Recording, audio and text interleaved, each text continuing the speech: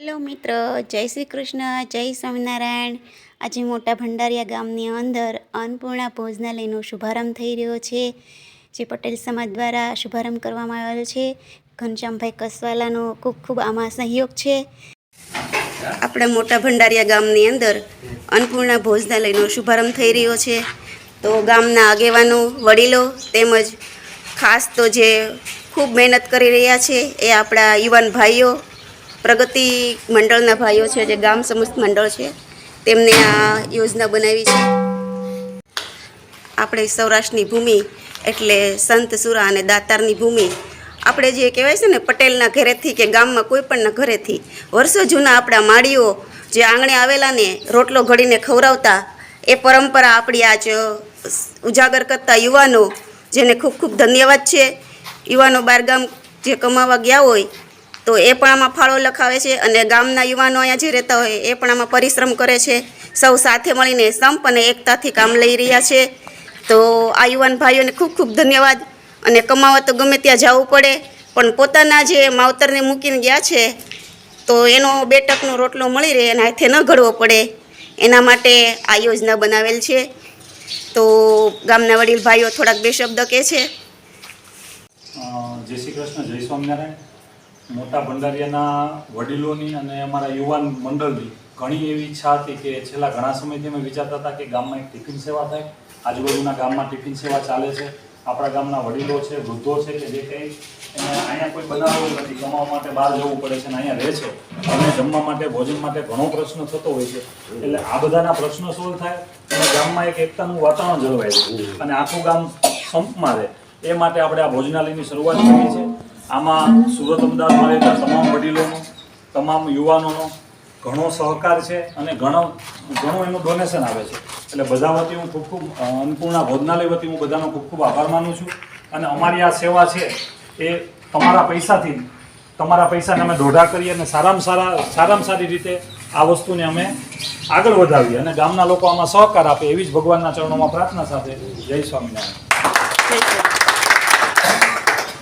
આપણા પટેલ સમાજે દરેક ગામની અંદર આવી વ્યવસ્થા ચાલુ છે અથવા ચાલુ થઈ રહી છે, તો એનો કાંઈ બહુ રેન્ટ નથી। 20 રૂપિયાથી 25 રૂપિયા સુધીનો જ ભાવ છે જમવાનો એક ટાઈમનો, અને પટેલ સમાજ માટે જ આ છે।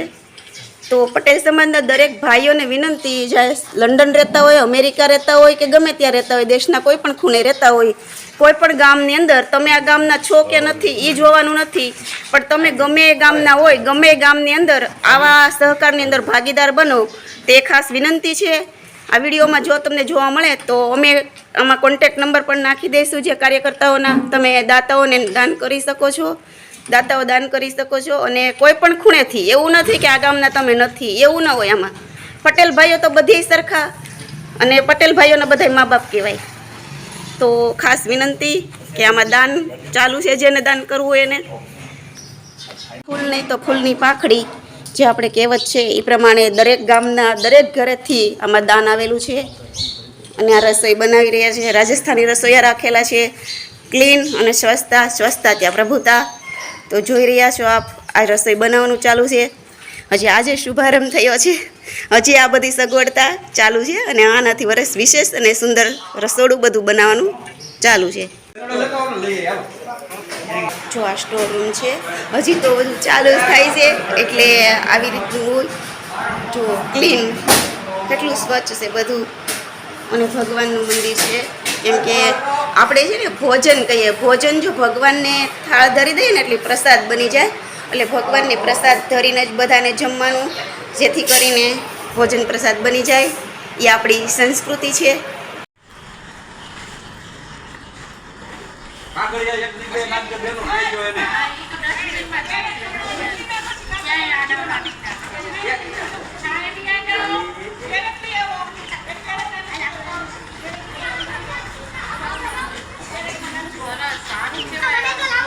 લાવો લાવો